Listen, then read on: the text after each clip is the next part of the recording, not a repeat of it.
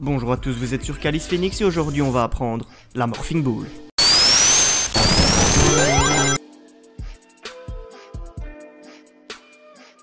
Je sais ce que vous allez me dire. Ah, tu fais une vidéo tous les 6 mois parce que tu t'es mis au freestyle et que t'as honte et que t'as peur de te faire toiser dans la rue. Eh bien c'est faux, c'est juste parce que je suis un gros branleur. Et que accessoirement je suis devenu papa récemment et que mes heures de sommeil ont drastiquement chuté. Avant j'avais des sujets de conversation divers et variés.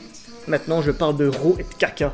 Mais j'ai toujours parlé de roux et de caca. D'ailleurs le prochain tuto ce sera comment faire un muscle-up tout en changeant la couche de votre bébé. Bref, la Morphing Ball ne demande aucun prérequis de force, cependant vous allez attraper de nombreux ecchymoses aux avant-bras et sur le bas de votre ventre. Et il se peut que, contre toute attente, à force de frotter la barre sur le bas de votre ventre, vous attrapiez une diarrhée carabinée. La chiasse frérot. Mais t'es dégueulasse. Oui. Du coup, Kenzo générique. Oui. Mais t'es en France, sois efficace. Commence d'abord par masquer que t'es belge. Dès que je suis rentré, j'ai écrit BX Vibes. Ok.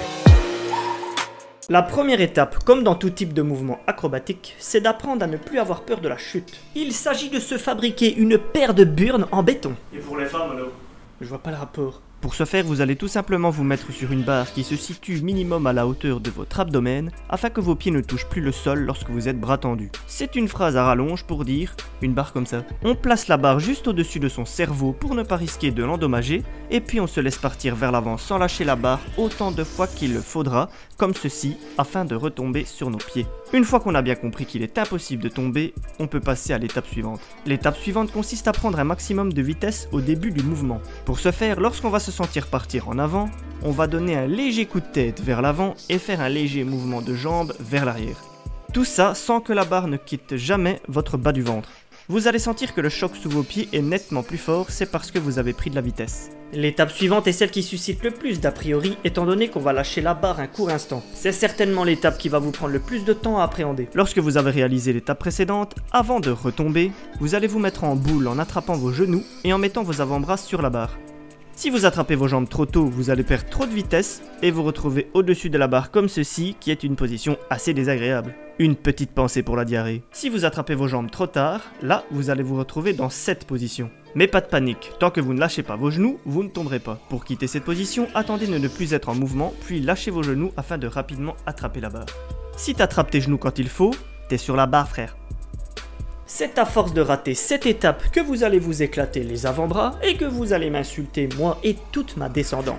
Mais c'est pas fini. Le but c'est de faire un deuxième, troisième, cinquième sans oublier un quatrième tour. Pour ce faire, il suffit de réaliser encore et encore les étapes précédentes, sauf que cette fois, il vous faudra donner un plus gros coup de tête et de pied étant donné que, comme vous avez les bras pliés, la force centrifuge va moins vous aider à vous lancer. Ou la force centripète, un truc ainsi.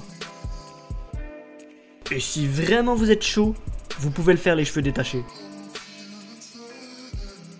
Alors c'est bien beau tout ça, mais à quoi ça sert la Morphing Ball? Premièrement, ça s'appelle pas du tout comme ça. Celui qui connaît le nom de ce mouvement, qu'il se manifeste. Deuxièmement, frère, c'est stylé. Et tu vas pécho à coup sûr avec cette technique ancestrale. Mais surtout, la Morphing Ball est une transition qui va vous permettre de reprendre de la vitesse pour enchaîner avec une autre figure qui demande de l'élan, comme un misérable demi-tour. Ou bien un saut de barre dantesque, tout simplement.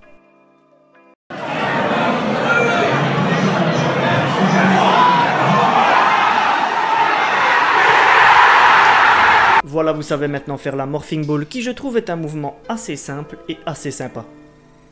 Dans la prochaine vidéo, je vous apprendrai peut-être encore une figure marrante. Ça dépend si j'ai encore la diarrhée. Si vous aimez le contenu de Calice Phoenix, n'hésitez pas à liker et de vous abonner, ça nous fait un plaisir fou.